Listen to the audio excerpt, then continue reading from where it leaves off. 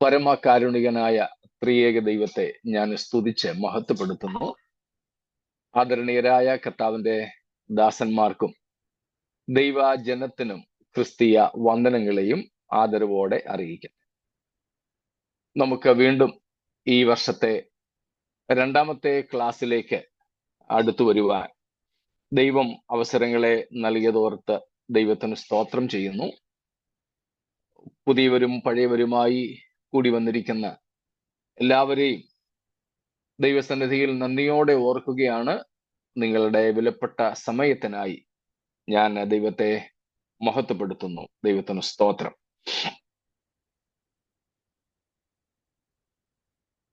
കർത്താവിന്റെ സന്നിധിയിലേക്ക് നമുക്ക് അടുത്തു വരുവാൻ ദൈവം നൽകുന്ന അവസരങ്ങൾ ഏറെ വിലപ്പെട്ടതാണല്ലോ. നമ്മൾ വെളിപ്പാട് പുസ്തകം 17-ാം അധ്യായത്തിലേക്ക് ഇന്നലെ പ്രവേശിപ്പാൻ കർത്താവ് സഹായിച്ചു. പ്രത്യേകിച്ച് 17-ഉം 18-ഉം അധ്യായങ്ങൾ നമ്മൾ ഇതുവരെ പഠിച്ച ദൈവിക ന്യായവിധിയിൽ ഉൾപ്പെട്ടതാണെങ്കിലും അതിനെ എടുത്ത് പ്രത്യേകമായി ഇവിടെ പറഞ്ഞിരിക്കുന്നുവെന്നേ ഉള്ളൂ. നമ്മൾ ഇതുവരെ പഠിച്ച ദൈവിക ന്യായവിധികളുടെ ഇടയിൽ തന്നെയാണ് ഈ സംഭവങ്ങൾ സംഭവിക്കുന്നത്. എന്നാൽ അത് പ്രാധാന്യമുള്ളതായതുകൊണ്ട് അത് നമ്മോട് വേറെയായിട്ട് എടുത്തു പറഞ്ഞിരിക്കുന്നു എന്ന് മാത്രം. 14-ന്റെ 8-ാമത്തെ വാക്യം ഒന്ന് വായിക്കാമല്ലോ. 14:8. രണ്ടാമത് വേറൊരു ദൂതൻ പിൻചെന്നു വീണുപോയി, തന്റെ ദുർനടപ്പിന്റെ ക്രോധമദ്യം സകല ജാതികളെയും കുടിപ്പിച്ച മഹതിയാം ബാബിലോൺ വീണുപോയി എന്ന് പറഞ്ഞു. 16-19, 16-19. മഹാനഗരം 3 അംശമായി പിരിഞ്ഞു, ജാതികളുടെ പട്ടണങ്ങളും വീണുപോയി. ദൈവകോപത്തിന്റെ ക്രോധമദ്യമുള്ള പാത്രം മഹാബാബിലോണ് കൊടുക്കേണ്ടതിന് അവളെ ദൈവസന്നിധിയിൽ ഓർത്തു. കണ്ടോ, ഈ ഭാഗങ്ങളിലൊക്കെ തന്നെ 17-18 അധ്യായങ്ങളിലെ വിഷയങ്ങൾ നിറവേറിയതാണ്. മനസ്സിലാവുന്നുണ്ടല്ലോ. എന്നാൽ ഇതിന്റെ പ്രാധാന്യത നിമിത്തം ഈ സംഭവങ്ങളെ എടുത്തെഴുതിയിരിക്കുന്നു എന്ന് മാത്രം. അപ്പോൾ 17-ഉം 18-ഉം അധ്യായങ്ങളിലെ സംഭവങ്ങൾ 16-ാം അധ്യായത്തിലെ സംഭവങ്ങൾക്ക് ശേഷം സംഭവിക്കുന്നതല്ല. 16 വരെയുള്ള പ്രത്യേകിച്ച് 3 വിധത്തിലെ ന്യായവിധികളിൽ സംഭവിക്കുന്ന ന്യായവിധിയാണ് ഇവിടെ ഉള്ളത്. മനസ്സിലാവുന്നുണ്ടല്ലോ. So these 2 chapters are not happening after the events in chapter 16, but the judgment upon these both Babylons in 17 and 18 already happened within chapter 16. But because of the importance, these 2 things are specially described. This is what is here in these 2 chapters. മനസ്സിലായി കാണുമല്ലോ. 16-ാം അധ്യായം കൊണ്ട് ദൈവീക ന്യായവിധികൾ തീർന്നു. ഇന്ന് നാം കാണുന്ന ലോകത്തിന് അവസാനം സംഭവിച്ചു 16-ാം അധ്യായം കൊണ്ട്. സംഭവിച്ചു എന്ന് പറഞ്ഞാൽ ഭാവിയിൽ സംഭവിപ്പാനിരിക്കുന്നതാണ്. ദൈവത്തിന്റെ ന്യായവിധിയും ദൈവത്തിന്റെ ക്രോധവും 16-ാം അധ്യായം കൊണ്ട് ഭൂമിമേൽ പകരപ്പെട്ട് കഴിയും. പക്ഷെ അതിനുശേഷം 17-ഉം 18-ഉം അധ്യായങ്ങളിൽ എടുത്തു പറഞ്ഞിരിക്കുന്നത് പിന്നീട് നടക്കുന്നത് കൊണ്ടല്ല, പക്ഷെ ആ വിഷയങ്ങളുടെ പ്രാധാന്യത കൊണ്ടാണ്. അപ്പോൾ നമ്മള് 16 അധ്യായം കൊണ്ട് വിഷയങ്ങൾ തീരുന്നു എന്നാണ് മനസ്സിലാക്കേണ്ടത്. അല്ലെങ്കിൽ 17, 18, 19 അധ്യായങ്ങളിലെ കാര്യങ്ങളൊക്കെ 16 അധ്യായത്തിലെ സംഭവങ്ങൾക്ക് ഉള്ളിലുള്ളതാണെന്ന് മനസ്സിലാക്കുക. മനസ്സിലായല്ലോ? 17 അധ്യായത്തിൽ മത ബാബിലോണിന്റെ നാശമാണ്. 18 അധ്യായത്തിൽ വാണിജ്യ ബാബിലോണിന്റെ, ഇക്കണോമിക് ബാബിലോണിന്റെ നാശമാണ്. 19 അധ്യായത്തിന്റെ ആദ്യ ഭാഗങ്ങൾ 16 വരെയുള്ള വാക്യങ്ങൾ നമ്മുടെ കർത്താവായ യേശു രാജത്വമേൽക്കുന്നതും വിശുദ്ധന്മാരോടുകൂടെ ഭൂമിയിലേക്ക് ഇറങ്ങി വരുന്നതുമാണ്. 19 അധ്യായത്തിന്റെ 1 തൊട്ട് 16 വരെ. അവിടെയാണ് കുഞ്ഞാടിന്റെ കല്യാണം, ക്രിസ്തു രാജത്വമേൽക്കുന്നതും.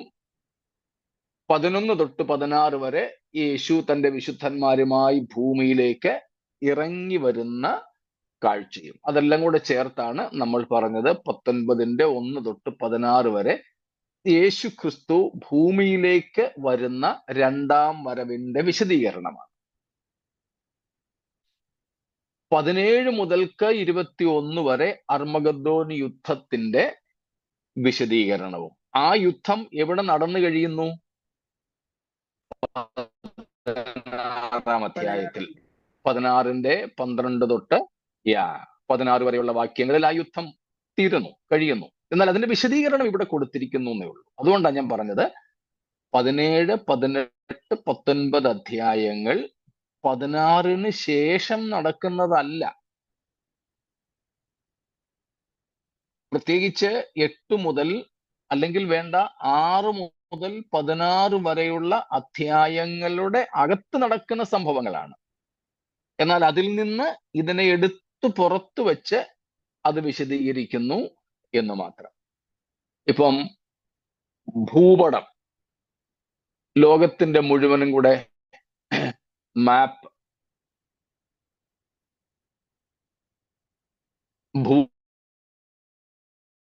ഭൂപടം, ലോകത്തിന്റെ ചിത്രം, അതിൽ നിന്ന് മൊത്തം കൂടെ അത് കാണിക്കുന്നു. അന്നേരം നമുക്ക് എല്ലാം ഒന്നും അത്ര വ്യക്തമാകത്തില്ല. അവിടെ നിന്ന് നമ്മുടെ ഇന്ത്യൻ പശ്ചാത്തലത്തിൽ ഞാൻ പറയുകയാണ്, ആ ഭൂപടത്തിൽ നിന്ന് ഏഷ്യ മൈനറിനെ, ഏഷ്യ ഭൂഖണ്ഡത്തെ എടുത്തു മാറ്റുന്നു. ഏഷ്യയിൽ നിന്ന് ഇന്ത്യയെ എടുത്തു മാറ്റും. ഇന്ത്യയിൽ നിന്ന് നമ്മുടെ കേരളത്തെ പുറത്തേക്ക് എടുക്കുന്നു. കേരളത്തിൽ നിന്ന് നമ്മൾ ഓരോരുത്തരും പ്രതിനിധാനം ചെയ്യുന്ന ജില്ലകളെ, താലൂക്കുകളെ, പഞ്ചായത്തുകളെ, ഗ്രാമങ്ങളെ ഈ നിലയിൽ ഒന്ന് ചിന്തിച്ച് നോക്കിക്കേ.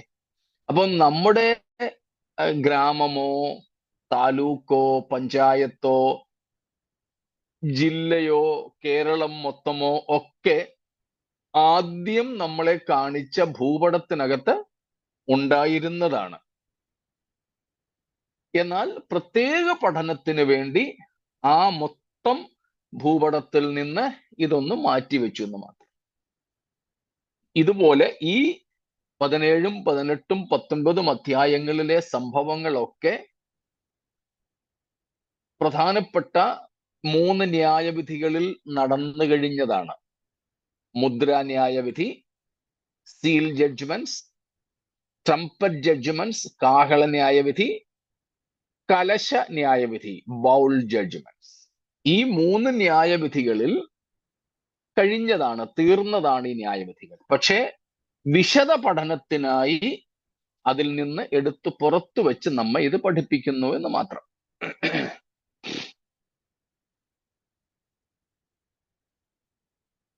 ഇടയ്ക്ക് ഇത്തിരി ചൂടുവെള്ളം കുടിക്കുന്നത് ക്ഷമിക്കണേ,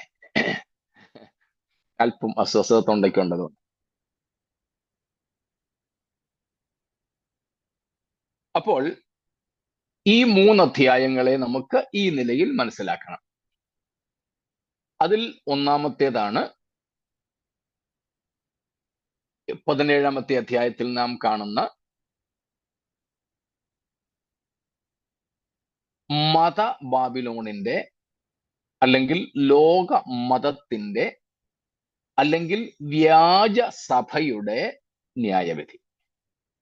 17-ന്റെ 1ഉം 2ഉം നമുക്കൊന്നും കൂടെ വായിക്കാമല്ലോ. 17:1 and 2.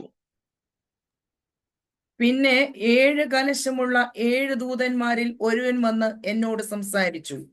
വരിക, ഭൂമിയിലെ രാജാക്കന്മാരോട് വേശ്യാവൃത്തി ചെയ്ത് തന്റെ വേശ്യാവൃത്തിയുടെ മദ്യത്താൽ ഭൂവാസികളെ മത്തരാക്കിയവളായി പെരുവെള്ളത്തിന്മീതെ ഇരിക്കുന്ന മഹാവേശ്യയുടെ ന്യായവിധി ഞാൻ കാണിച്ചു തരാം എന്ന് പറഞ്ഞു.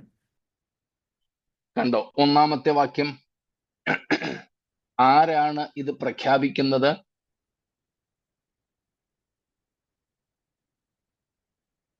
ഏഴ് ദൂതന്മാരിൽ ഒരുവൻ. ഏത് 7 ദൂതന്മാരാ? നമ്മൾ ഏറ്റവും ഒടുവിൽ കണ്ട കലശ ന്യായവിധി നടത്തുന്ന ക്രോധകലശങ്ങൾ, ഒടുവിലത്തെ ന്യായവിധികൾ അതായിരുന്നല്ലോ.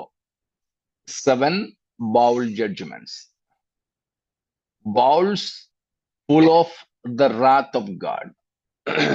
ദൈവത്തിന്റെ ക്രോധമദ്യം നിറഞ്ഞ പാനപാത്രം അല്ലെങ്കിൽ കലശങ്ങൾ, അതുമായി നിൽക്കുന്ന 7 ദൂതന്മാരെ നമ്മൾ കണ്ടു. അവരാണ് 16-ാമത്തെ അധ്യായത്തിൽ ആ കലശങ്ങൾ ഒഴിച്ച്, അതായത് പകർന്ന് ന്യായവിധി ഭൂമിമേൽ വരുത്തിയത്. ആ ദൂതന്മാരിൽ ഒരാൾ തന്നെയാണ് ഇവിടെ യോഹന്നാനോട് പറയുന്നത്, വാ, പ്രത്യേകമായി ഞാൻ ഒരു സ്ത്രീയെ കാണിച്ചത്. അവിടെ സ്ത്രീ, ദാറ്റ് പെർട്ടിക്കുലർ വുമൺ,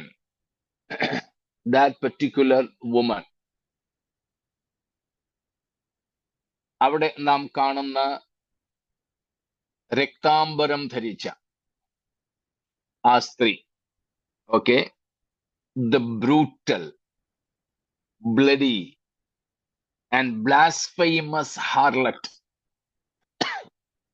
വളരെ ക്രൂരയായ, രക്തധാരിയായ, രക്താംബരധാരിയായ, ദൈവദൂഷകയായ ഒരു മഹാവേശ്യ. ആ സ്ത്രീ ഒരു ഒറിജിനൽ അസലായ ഒരു മഹിള അല്ല, ഒരു സ്ത്രീ അല്ലത്. ഇറ്റ്സ് ജസ്റ്റ് എ റെപ്രസെന്റേഷൻ, ഒരു പ്രാതിനിധ്യം മാത്രമാണ് അവിടെ ഉള്ളത്. പ്രാതിനിധ്യം. നമുക്കറിയാം, മതങ്ങളെയും ഇങ്ങേയറ്റം ഭൂമിയെ തന്നെയും സ്ത്രീത്വത്തോടാണ് ഉപമിച്ചിരിക്കുന്നത്. രാജ്യങ്ങളെ സ്ത്രീലിംഗത്തിലാണ് കാണുന്നത്. നമ്മുടെ ഇന്ത്യ തന്നെ, ഭാരത് മാത, ഭൂമി ദേവി. മതത്തെ, രാഷ്ട്രങ്ങളെയും ഭൂമിയെ തന്നെയും സ്ത്രീ രൂപത്തിലാണ് ചിത്രീകരിക്കുന്നത്. ആ ഒരു ചിത്രമാണ് ഇവിടെയും ഉള്ളത്.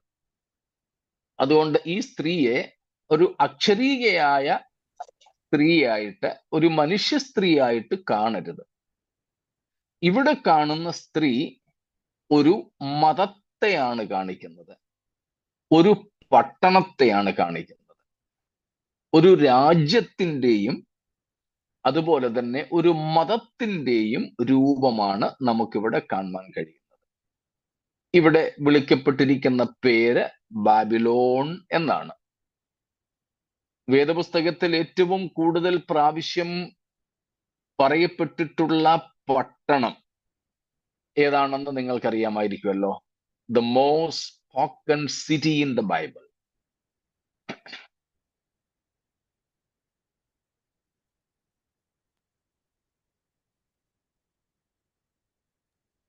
യെരൂശലേം. തീർച്ചയായിട്ടും കണ്ണടച്ചെറിഞ്ഞാലും ശരിയാവും അത്. യെരൂശലേം നഗരത്തെ കുറിച്ചാണ് ബൈബിൾ ഏറ്റവും കൂടുതൽ പ്രാവശ്യം പറയുന്നു. യെരുശലേം കഴിഞ്ഞാൽ ഏറ്റവും കൂടുതൽ പ്രാവശ്യം ബൈബിളിൽ രേഖപ്പെടുത്തിയിട്ടുള്ള നഗരമാണ് ബാബിലോൺ. 287 ടൈംസ്, 287 പ്രാവശ്യം ബാബിലോണിനെ കുറിച്ച് വേദപുസ്തകത്തിൽ രേഖയുണ്ട്. അപ്പോൾ യെരുശലേം കഴിഞ്ഞാൽ ഏറ്റവും കൂടുതൽ പ്രാവശ്യം ബൈബിളിൽ രേഖപ്പെടുത്തിയിരിക്കുന്നത് ബാബിലോണിനെ കുറിച്ചാണ്. അത്രയ്ക്ക് പ്രാധാന്യം ഈ നഗരത്തിനുണ്ട്. യെരുശലേമിന്റെ പ്രാധാന്യം പ്രത്യേകിച്ച് എടുത്ത് പറയേണ്ടതില്ല, നമുക്കറിയാം. എന്നാൽ ഈ നഗരത്തിനും ആ വിധമായ പ്രാധാന്യമുള്ളത് നമുക്കറിയാം. ഞാൻ വായിച്ചതിൽ ടെന്നി എന്ന് പറയുന്ന ഒരു എഴുത്തുകാരൻ പറഞ്ഞിരിക്കുന്നത്, Babylon was the seat of the civilization that expressed organized hostility to God. Babylon was the seat of the civilization that expressed organized hostility to God. ദൈവത്തോട് സംഘടിതമായ ശത്രുത്വം കാണിച്ചിട്ടുള്ള, വെളിപ്പെടുത്തിയിട്ടുള്ള മാനുഷിക സംസ്കാരങ്ങളുടെ തലസ്ഥാനമാണ്, ഇരിപ്പിടമാണ് ബാബിലോൺ. ഇന്നലെ നമ്മളത് കണ്ടു. അതിനെക്കുറിച്ച് കൂടുതൽ നമ്മൾ വിശദീകരിക്കാൻ ആഗ്രഹിക്കുന്നുണ്ട്. അതുപോലെ തന്നെ അതേ എഴുത്തുകാരൻ ടെന്നി പറഞ്ഞിരിക്കുന്ന മറ്റൊരു കാര്യമാണ്, Babylon to the Jews, as far as Jews concerned, Babylon was the essence of all evil, the embodiment of cruelty, the foe of God's people, and the lasting type of sin, carnality, and lust and greed. അദ്ദേഹം തന്നെ പറയുന്നത്, Babylon യഹൂദന്മാരെ സംബന്ധിച്ച്, അല്ലെങ്കിൽ യഹൂദന്റെ ദൃഷ്ടിയിൽ Babylon the essence of all evil, സകല ദുഷ്ടതയുടെയും ഇരിപ്പിടമാണ്, അന്തസത്തയാണ്. ദ എംബോഡിമെന്റ് ഓഫ് ക്രൂവൽറ്റി, ക്രൂരതയുടെ ആൾരൂപമാണ്. The foe of God's people, ദൈവജനത്തിന്റെ ശത്രുവാണ്. The lasting type of sin, പാപത്തിന്റെ നിലനിൽക്കുന്ന ഒരു രൂപമാണ്. ജഡീകതയുടെ അവതാരമാണ്. ജഡീകതയുടെ, ലസ്റ്റ് ആൻഡ് ഗ്രീഡ്, മോഹങ്ങളുടെയും അത്യാഗ്രഹത്തിന്റെയും ഒരു പ്രകടമായ രൂപമത്രേ ബാബിലോൺ. പിന്നീട് നമുക്കറിയാം, പഴയ നിയമത്തിലേക്ക് നമ്മൾ വരുമ്പോൾ, ഇന്നലെയും നമ്മൾ പറഞ്ഞതുപോലെ, ലോകത്തിലെ സകല മ്ലേച്ഛതകളുടെയും തലസ്ഥാനമായി നമുക്ക് ബാബിലോണിനെ കാണാനായിട്ട് സാധിക്കും. അതുകൊണ്ടായിരുന്നു പാപം ചെയ്ത, വിഗ്രഹപൂജ ചെയ്ത, സത്യദൈവത്തിൽ നിന്നും അകന്നുപോയ ഇസ്രായേലിനെ മടങ്ങി വരാൻ അവർക്ക് മനസ്സില്ലാതെ വന്നപ്പോൾ എവിടേക്ക് തന്നെ പറഞ്ഞു വിട്ടത്? ബാബിലോണിലേക്ക് തന്നെ. അത് ദൈവത്തിന്റെ ഒരു ശിക്ഷാരീതിയാണെന്ന് നമ്മൾ കണ്ടു. ശിക്ഷാരീതിയാണ്. ഒരു മനുഷ്യൻ പാപത്തിൽ നിന്ന് മനം തിരിയാൻ മനസ്സില്ലാതെ, സ്വയം പാപം ചെയ്ത് പാപത്തിൽ തുടരുമ്പോൾ ദൈവത്തിന്റെ ഒരു ശിക്ഷാരീതിയാണ് അവരിഷ്ടപ്പെടുന്ന, അവരെ മോഹിക്കുന്ന പാപത്തിലേക്ക് തന്നെ തള്ളിവിടുക എന്നുള്ളത്. ഞാൻ കണ്ടിട്ടുണ്ട് ചില വീടുകളിൽ പോലും, ചില കുടുംബങ്ങളിൽ പോലും മക്കളെ ശിക്ഷിക്കുന്ന ഒരു ശിക്ഷാരീതി.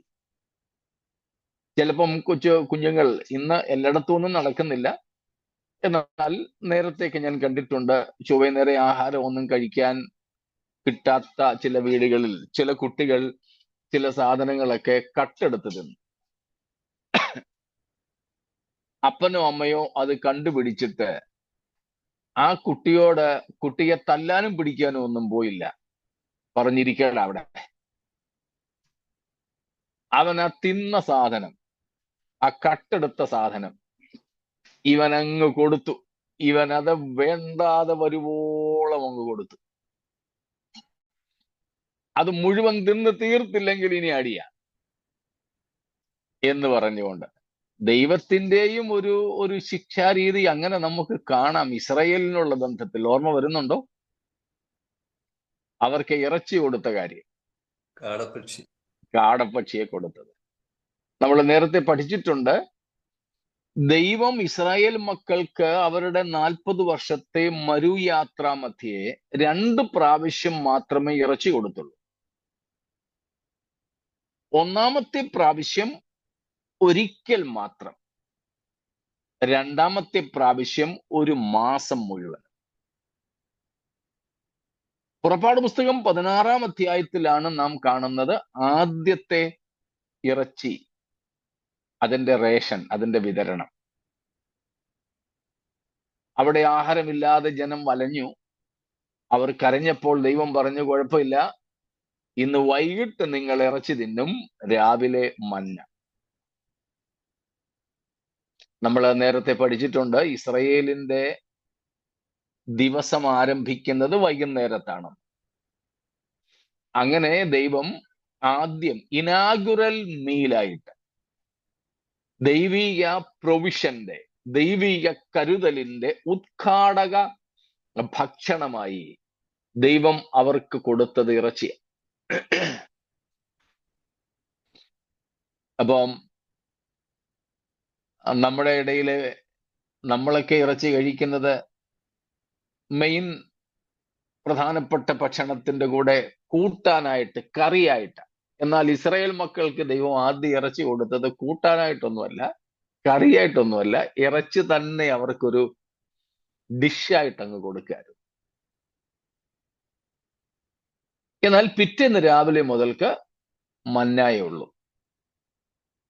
അങ്ങനെ ഇരിക്കുമ്പോഴാണ് അവർ പറഞ്ഞത്, ഈ ഒരു സാധനം അല്ലാതെ വേറെ ഒന്നും ഞങ്ങൾക്കില്ല.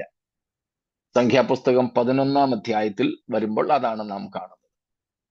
നമ്പേഴ്സ് ചാപ്റ്റർ 11, അവിടെയാണ് നാം ഇവരുടെ പിറുപിറുപ്പും ഇറച്ചി തിന്നാൻ കൊതിച്ച ഇവരെ കൊതി തീരുവോളം ഇറച്ചി കൊടുത്ത് ശിക്ഷിക്കുന്ന ദൈവത്തിന്റെ ശിക്ഷാ നടപടി.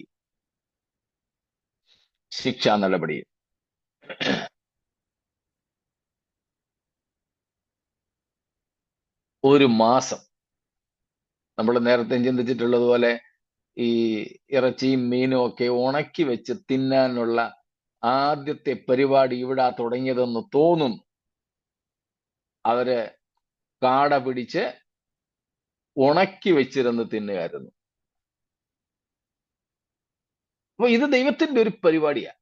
അങ്ങനെയാണ് വിഗ്രഹാരാധികളായി ദൈവത്തെ വിട്ടുപോയ ഇസ്രായേൽ മക്കളെ, യഹൂദ ജാതിയെ മനംതിരിയാഞ്ഞതുകൊണ്ട് ദൈവം എവിടേക്ക് തന്നെ പറഞ്ഞു വിട്ടു?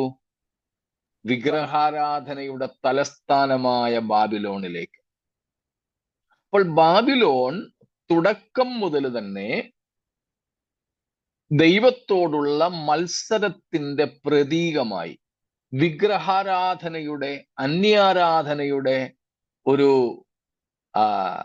വിളഭൂമിയായി നമുക്ക് കാണാം. അതുകൊണ്ട് നമുക്ക് ഇതിനെ ചില വേദപണ്ഡിതാക്കൾ എഴുതി വെച്ചിരിക്കുന്നതനുസരിച്ച് പഠന സൗകര്യത്തിനായി നമുക്ക് 3ആയിട്ട് തരംതിരിക്കാം. Historical Babylon, the current Babylon and the future Babylon. ഇങ്ങനെ നമ്മൾ തിരിച്ചായിരിക്കും അതേപ്പറ്റി പഠിക്കുക. ബാബിലോൺ ചരിത്രപരമായിട്ടുള്ള സ്ഥിതി, അല്ലെങ്കിൽ ചരിത്രപരമായിട്ടുള്ള ചരിത്രത്തിലെ ബാബിലോൺ, ഇപ്പോഴത്തെ ബാബിലോൺ, ഭാവിയിലെ ബാബിലോൺ. ഇങ്ങനെ നമുക്കതിനെ 3ആയിട്ട് തരം തിരിച്ചു പഠിക്കാം. അപ്പോൾ ഈ ഭാഗങ്ങളിലൊക്കെ നാം കാണുന്നത്, പ്രത്യേകിച്ച് ഈ 17ാമത്തെ അധ്യായത്തിൽ നമ്മൾ കണ്ടതുപോലെ, ഈ സ്ത്രീ മതത്തെ ചിത്രീകരിക്കുന്നു. മതത്തെ. ബാബിലോണിന്റെ അർത്ഥങ്ങൾ നാം ഇതിനു മുൻപ് കണ്ടു. അക്ഷരീയമായ ബാബിലോൺ ഉണ്ട്. നമ്മൾ ഇന്നലെയും അതേപ്പറ്റി പഠിച്ചു. ഹിസ്റ്റോറിസിറ്റി. മറ്റൊന്ന് ആത്മീയ അർത്ഥത്തിൽ പറയപ്പെടുന്ന ബാബിലോൺ ഉണ്ട്. യെരുശലേമിനെയും ആത്മീയ അർത്ഥത്തിൽ ആലങ്കാരികമായി ബാബിലോൺ എന്ന് വിളിച്ചിട്ടുണ്ട്. അതുപോലെ തന്നെ ഇവിടെ ഇപ്പോൾ പറയുന്ന ബാബിലോൺ അത് ഒരു മതവ്യവസ്ഥിതിയാണ്. A religious system. ഒരു മതവ്യവസ്ഥിതിയെയും ബാബിലോൺ എന്ന് വിളിക്കുന്നു. അപ്പോൾ തന്നെ ഇവിടെ ബാബിലോൺ എന്ന് പറയുന്ന പട്ടണം സത്യത്തിൽ റോമാണ്. റോമാണ്. അപ്പൊ റോം നഗരത്തെയും ബാബിലോൺ എന്ന് ആലങ്കാരിക പ്രയോഗത്തിൽ വിളിക്കുന്നു. ആലങ്കാരിക പ്രയോഗത്തിൽ. അപ്പോഴ് ഈ നിലകളിൽ നമുക്ക് ബാബിലോണിനെ മനസ്സിലാക്കാം. ഇപ്പൊ ബാബിലോൺ എന്നത് നമ്മൾ പറഞ്ഞു കഴിഞ്ഞു, മനസ്സിലാക്കി. ഏതർത്ഥത്തിലെടുത്താലും ദൈവത്തോട് മത്സരിക്കുന്ന ഒരു വ്യവസ്ഥിതി, വിഗ്രഹാരാധനയുടെ ഒരു രീതി, അന്യാരാധനയുടെ ഒരു രീതി, മ്ലേച്ഛതകളുടെ ഇരിപ്പിടം. മ്ലേച്ഛതകളുടെ ഇരിപ്പിടം. 18ന്റെ 2 ഒന്നും കൂടെ വായിച്ചോളൂ. ഇന്നലെ നമ്മൾ വായിച്ചിരുന്നു. ഒന്നും കൂടെ വായിച്ചു. 18 verse 2.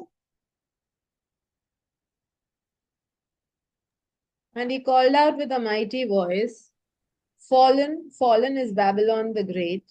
She has become a dwelling place for demons, a haunt for every unclean spirit, a haunt for every unclean bird, a haunt for every unclean and detestable beast."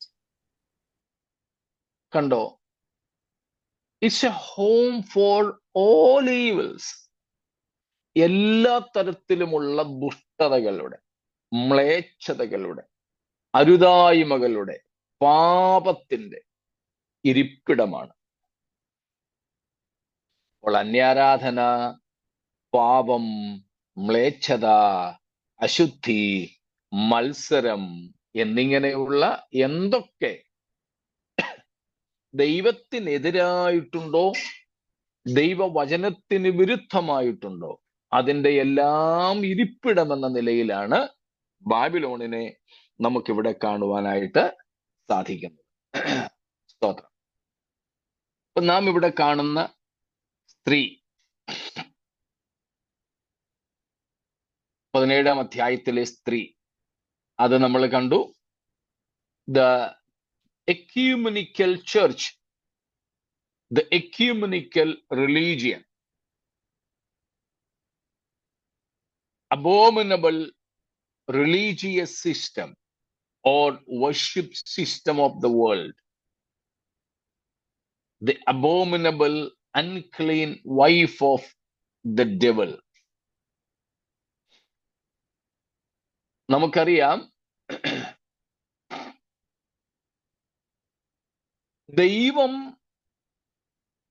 ദൈവത്തിനായിട്ടൊരു സമൂഹത്തെ, ഒരു സഭയെ അനാദിയിൽ തന്നെ പദ്ധതിയിട്ട് അതിനെ ക്രമീകരിച്ചു വരികയാണ്.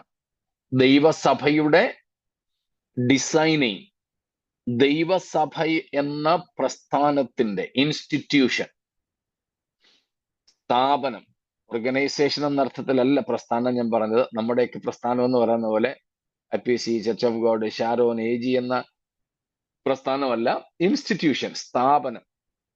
Because God instituted, we call it institution. മാത്രം അത് ശരിയാണെന്ന് എനിക്കറിയില്ല, പക്ഷെ ഭാഷയിൽ അങ്ങനെയാണ് ഉപയോഗിക്കുക. അപ്പോൾ ദൈവസഭ എന്ന സ്ഥാപനത്തിന്റെ സ്ഥാപനം, ഇൻസ്റ്റിറ്റ്യൂഷൻ ഓഫ് ദ ഇൻസ്റ്റിറ്റ്യൂഷൻ,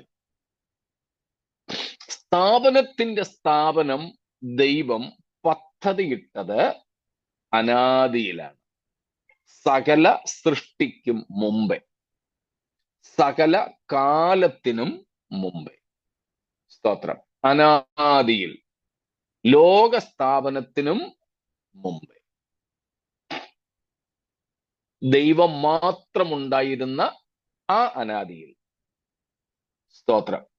കേവലം മനുഷ്യ സൃഷ്ടിക്ക് പോലും മുമ്പല്ല, വേറെ ഒന്നുമില്ലാതിരുന്ന കാലത്ത്, ദൈവമല്ലാതെ മറ്റാരും വേറെ ഒന്നുമില്ലാതിരുന്ന ആ അനാദിയിൽ, ഒരുപക്ഷെ നമ്മുടെ ചിന്തകളൊന്നും പോകാൻ ഒക്കാത്ത തരം പുറകിൽ, അന്നാണ് ദൈവം ദൈവസഭ എന്ന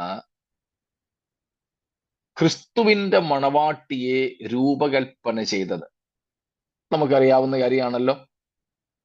അത് പല സ്ഥലങ്ങളിലുണ്ട്. പ്രത്യേകിച്ച് എഫേസ്യ ലേഖനത്തിൽ നാം അതിനെ, ഈ ഒരു കാര്യത്തെ വളരെ വ്യക്തതയോടെ കാണുന്നു. എഫേസ്യർ 3:9-10 വാക്യങ്ങൾ നമ്മൾ പല പ്രാവശ്യം വായിച്ചിട്ടുണ്ട്. സകലവും സൃഷ്ടിച്ച ദൈവത്തിൽ അനാദികാലം മുതൽ മറഞ്ഞുകിടന്ന മർമ്മത്തിന്റെ വ്യവസ്ഥ, ദൈവത്തിന്റെ തിരുഹൃദയത്തിൽ അനാദികാലം മുതൽ മറഞ്ഞുകിടന്ന ദൈവവ്യവസ്ഥ.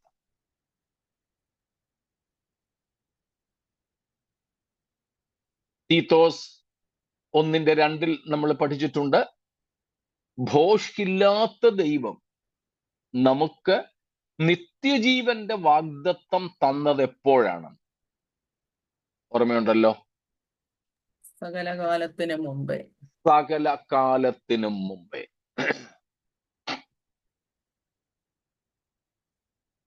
മഹാത്ഭുതമേ കാൽവറിയിൽ കാണുന്ന സ്നേഹം എന്ന പാട്ടിലാണ് ആദിയുഗങ്ങൾ തുടക്കം ആയതിൻ മുൻപേ എന്ന് ഭക്തകവി പാടിയത്.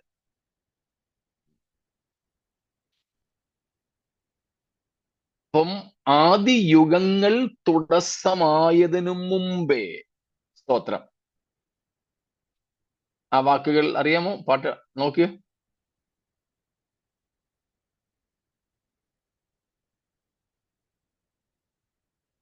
മഹാത്ഭുതമേ കാൽവറിയിൽ കാണുന്ന സ്നേഹം. എടുത്തെങ്കിൽ ആ സ്റ്റാൻസ ഒന്ന് പാടുകയോ, പാടാൻ അറിയാമെങ്കിൽ പാടുകയോ, ഇല്ലെങ്കിൽ ഒന്ന് വായിച്ചു വിട്ടാലും മതി.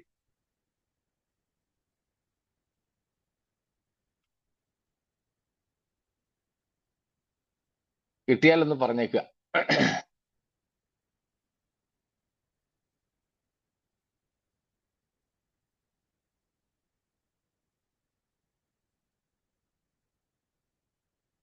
അതാണ് പൗലോസ് ആദിയുഗങ്ങൾ തുടക്കമായതിനു മുമ്പേ. ആദിയുഗങ്ങൾ തുടക്കമായതിനു മുൻപേ ആദിപരാപാപികളെ ഓർത്ത നിന്നൻപേ ആശ്രയമാതാണെനിക്കുള്ള ആശയിൻ കൂമ്പേ ദിവ്യ കാരുണ്യക്കാമ്പേ. Thank you Sheeba sister. സ്തോത്രം. കണ്ടോ, ആദിയുഗങ്ങൾ തുടക്കമായതിന് മുമ്പേ. എം ഇ ചെറിയാൻ സാറിന്റെ പാട്ടാണെന്ന് തോന്നല്ലേ? Yes. ഓക്കെ. സ്തോത്രം. മധുരഗായകൻ എന്ന് വിളിക്കപ്പെടുന്ന എം.ഇ. ചെറിയാൻ സാർ എഴുതിയ പാട്ട. അപ്പോ ആദിയുഗങ്ങൾ തുടസ്സമായതിനു മുമ്പേ, അതാണ് പൗലോസ് തീത്തോസിൽ പറഞ്ഞത്, സകല കാലത്തിനും മുമ്പേ, before time began. Before time began. പത്രോസ് പറയുന്നു, 1 പത്രോസ് 1:20 വാക്യത്തിൽ, അവൻ യേശുക്രിസ്തു അവൻ ലോകസ്ഥാപനത്തിനു മുമ്പേ മുന്നറിയപ്പെട്ടവനാണ്. യേശുക്രിസ്തു നമ്മുടെ രക്ഷിതാവായി ലോകസ്ഥാപനത്തിനു മുമ്പേ മുന്നറിയപ്പെട്ടവൻ. പക്ഷെ ഈ അന്ത്യകാലത്ത് അവൻ വെളിപ്പെട്ടു എന്ന് മാത്രമേ ഉള്ളൂ. സ്തോത്രം. So Jesus was ordained, he was appointed our Redeemer even before time began. Only he was revealed or he was sent at the very fullness of time. കാലസമ്പൂർണതയിൽ പിതാവായ ദൈവം പുത്രനെ ഭൂമിയിലേക്ക് അയച്ചു എന്ന് മാത്രമേ ഉള്ളൂ. പക്ഷേ ദൈവസഭയുടെ രൂപീകരണത്തിന്റെ രൂപരേഖ ദൈവം അനാദിയിൽ തന്നെ ഉണ്ടാക്കി. സ്തോത്രം. ഇതുപോലെ സാത്താന്റെ വീഴ്ചയ്ക്ക് ശേഷം ദൈവത്തെ കോപ്പിയടിക്കുന്ന സാത്താൻ എന്താഗ്രഹിച്ചു? അവനു വേണ്ടിയും അവൻ ഒരു ജനത്തെ രൂപപ്പെടുത്തുന്നു, ഒരു സൃഷ്ടിയെ, ദൈവ സൃഷ്ടികളിൽ ഒരു കൂട്ടരെ. അവന്റെ ആഗ്രഹം എല്ലാവരെയും തന്നെ എന്നാണ്. പക്ഷെ അതിന് അവന് കഴിയില്ല. എന്നാൽ ഒരു സംഘത്തെ അവനു വേണ്ടി ഒരുക്കും എന്ന് അവനും തീരുമാനിച്ചിട്ടുണ്ടാവാം. അതിനുള്ള പദ്ധതികൾ അവൻ ആവിഷ്കരിച്ചു. ആദം ഹവ്വമാരിൽ അവൻ അത് നടപ്പാക്കി. അതിനു മുമ്പ് തന്നെ ദൂതന്മാരിൽ ഒരു കൂട്ടരെ അവൻ വശീകരിച്ചു. മനുഷ്യനെ സൃഷ്ടിച്ചപ്പോൾ ആ മനുഷ്യനെ അവൻ വഞ്ചിച്ചു, ചതിച്ചു, ഉപായത്താൽ ചതിച്ചു. ആ ആദിമ മാതാപിതാക്കളുടെ മൂത്ത മകൻ കയീൻ സാത്താന്റെ പുത്രനായിട്ട് തീർന്നു. പുതിയ നിയമത്തിൽ നമ്മൾ വായിക്കുന്നു, കയീൻ ദുഷ്ടനിൽ നിന്നുള്ളവനായി സഹോദരനെ കൊന്നതുപോലെ. അപ്പോൾ അവന്റെ അപ്പൻ സാത്താനായിരുന്നെന്നാണ് അർത്ഥം. ദുഷ്ടനിൽ നിന്നുള്ളവനായി. ദുഷ്ടനെന്ന് അവിടെ പറഞ്ഞിരിക്കുന്നത് സാത്താനെ കുറിച്ച്. പറഞ്ഞു വന്നതിന്റെ സാരം മനസ്സിലായോ? ദൈവം ദൈവത്തിനു വേണ്ടി ഒരു വിശുദ്ധ ജനത്തെ ഒരുക്കുക എന്നത് അനാദിയിൽ തീരുമാനിച്ചതാണ്. അന്ന് പക്ഷേ സാത്താൻ പോലും ഇല്ലായിരുന്നു. എന്നാൽ പിൽക്കാലത്ത് അവൻ ദൈവത്തോട് പാപം ചെയ്ത് അവനു വേണ്ടി ഒരു സമൂഹത്തെ ഒരുക്കാൻ അവനും ആഗ്രഹിച്ചു.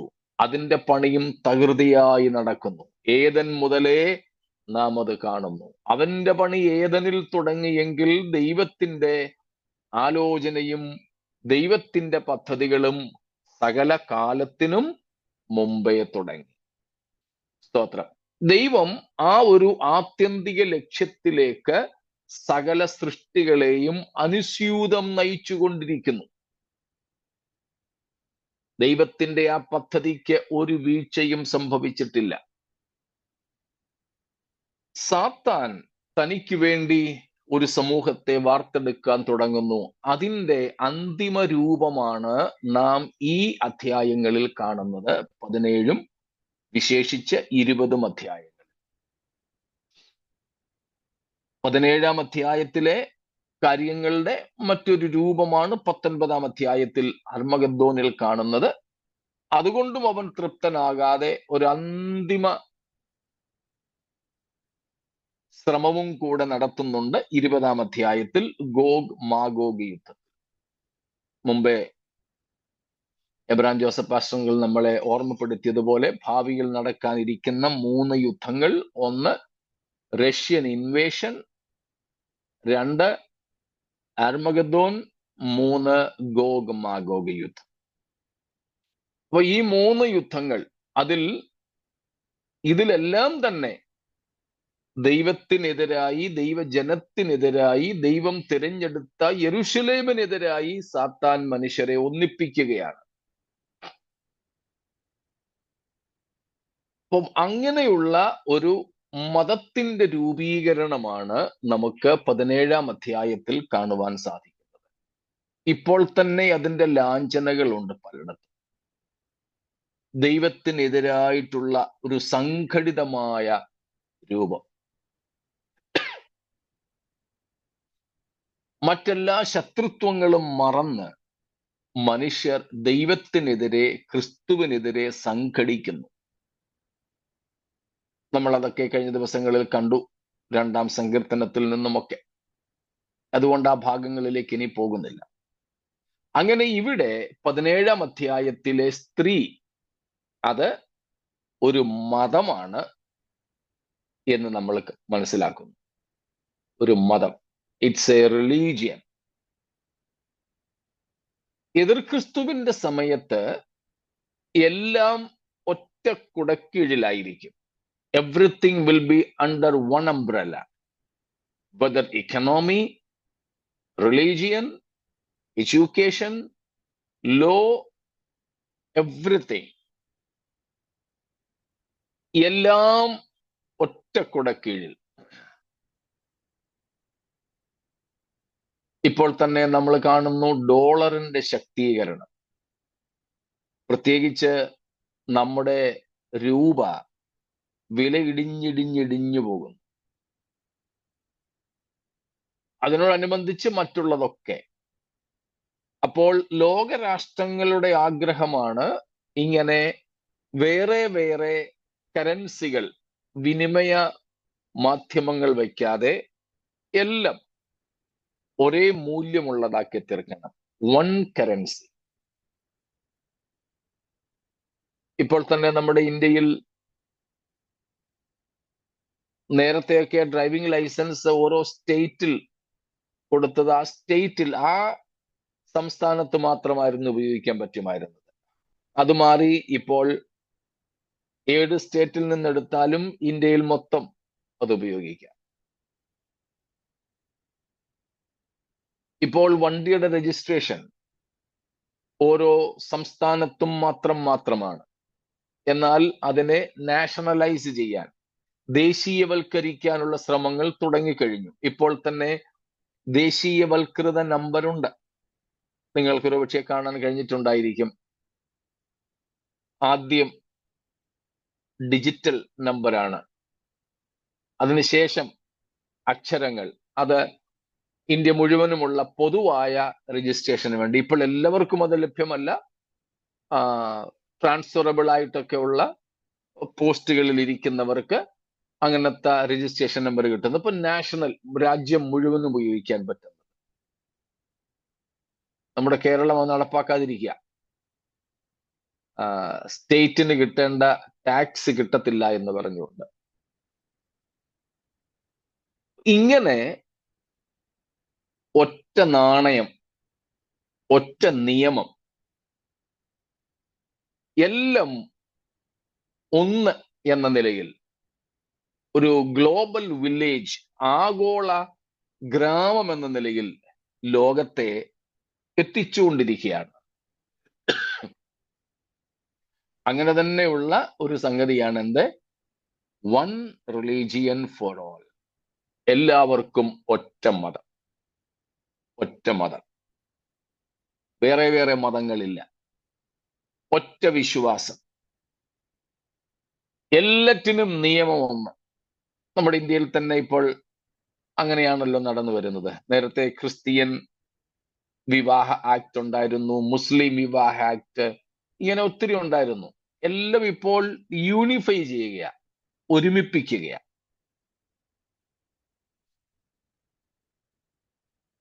മുസ്ലിം മതത്തിന് അവരുടെ ചില നിയമങ്ങൾ, ശരീഅത്ത് നിയമങ്ങൾ, അത് വേണ്ട, ഒന്നു മതി എന്ന നിലയിൽ ഇന്ത്യൻ ഗവൺമെന്റ് നീങ്ങുന്നു. ഇതെല്ലാം നാം അറിയുന്നു. എല്ലാം ഒറ്റക്കുട കീഴിൽ കൊണ്ടുവരിക. അതിൽ നമ്മൾ ഇപ്പോൾ ഇവിടെ കാണുന്ന ഒന്നാണ് മതം, ആരാധന. അതുകൊണ്ടാണ് അവളെ എന്ത് വിളിക്കുന്നത്? ഒന്നും കൂടെ ആദ്യത്തെ വാക്യങ്ങൾ ഒന്ന് വായിച്ചോളൂ.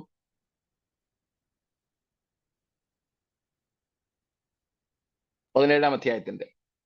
പിന്നെ 7 കലശമുള്ള 7 ദൂതന്മാരിൽ ഒരുവൻ വന്ന് എന്നോട് സംസാരിച്ചു, വരിക, ഭൂമിയിലെ രാജാക്കന്മാരോട് വേശ്യാവൃത്തി ചെയ്ത് തന്റെ വേശ്യാവൃത്തിയുടെ മദ്യത്താൽ ഭൂവാസികളെ മത്തരാക്കിയവളായി പെരുവെള്ളത്തിൽ മീതെയിരിക്കുന്ന മഹാവേശ്യയുടെ ന്യായവിധി ഞാൻ കാണിച്ചു തരാം എന്ന് പറഞ്ഞു. കണ്ടോ? ഭൂമിയിലെ രാജാക്കന്മാരോട് വേശ്യാവൃത്തി ചെയ്തു.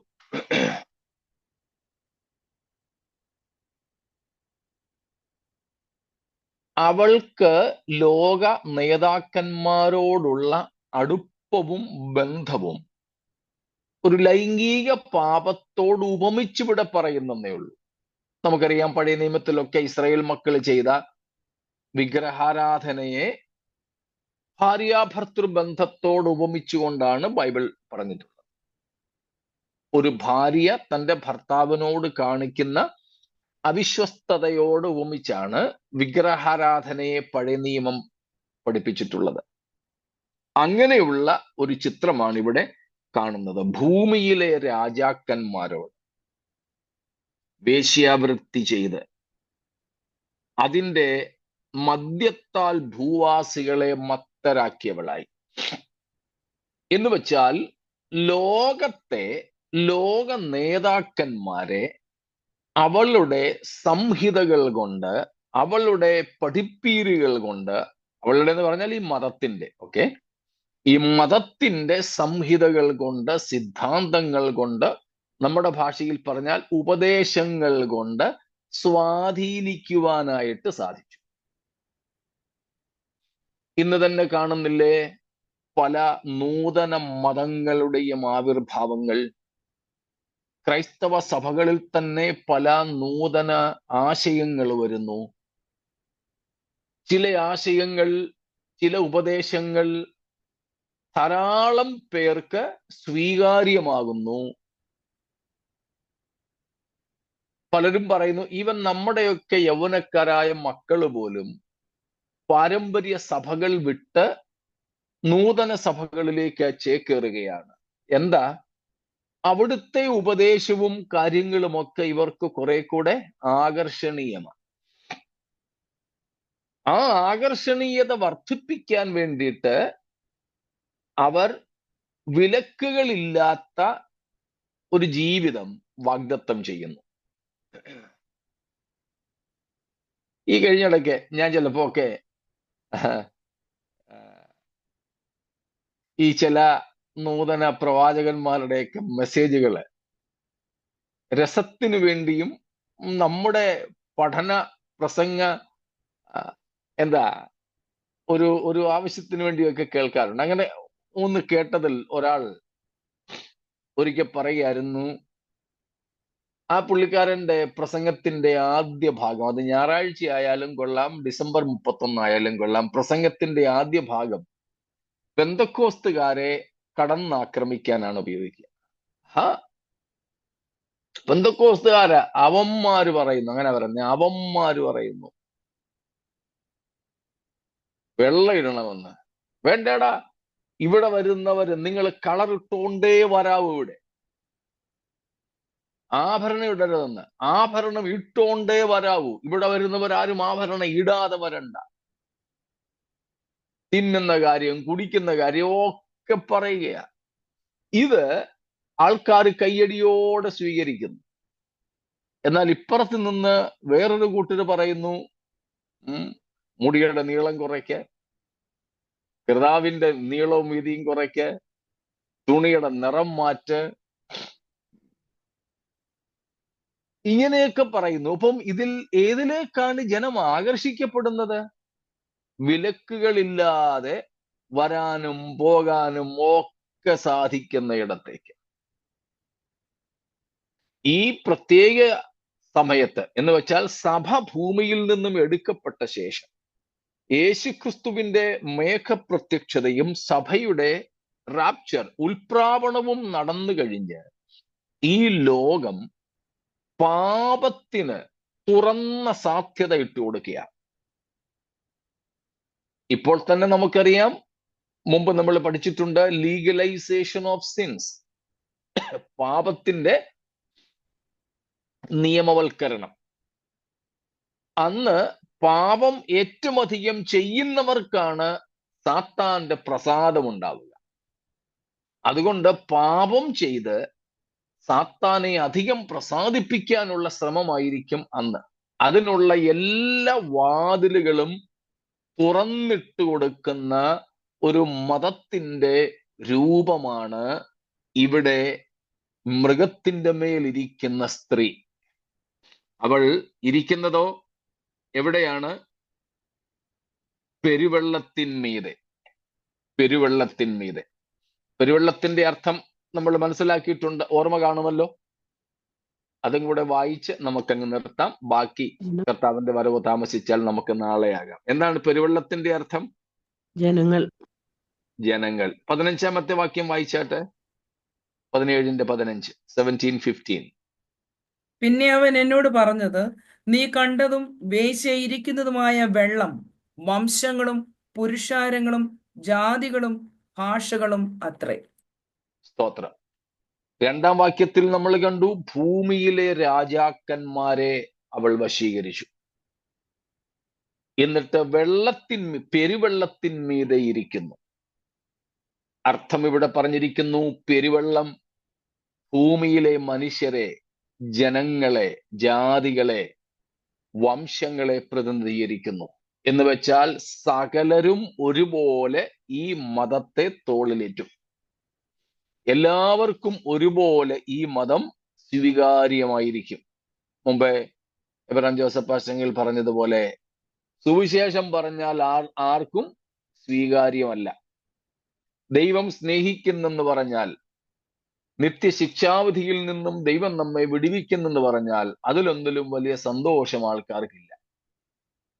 എന്നാൽ ഇവിടെ മുഴുവൻ ആൾക്കാരും ജാതി, മത, വർഗ, വർണ്ണ വ്യത്യാസം കൂടാതെ എല്ലാവരും ഒരുപോലെ തോളിലേറ്റുന്ന ഒരു മതം, എല്ലാവർക്കും സ്വീകാര്യമായ ഒരു ലോകമതം. അതുകൊണ്ടാണ് അതിനെ വേൾഡ് റിലീജിയസ് സിസ്റ്റം എന്ന് വിളിക്കുന്നത്, ലോക മതവ്യവസ്ഥിതി.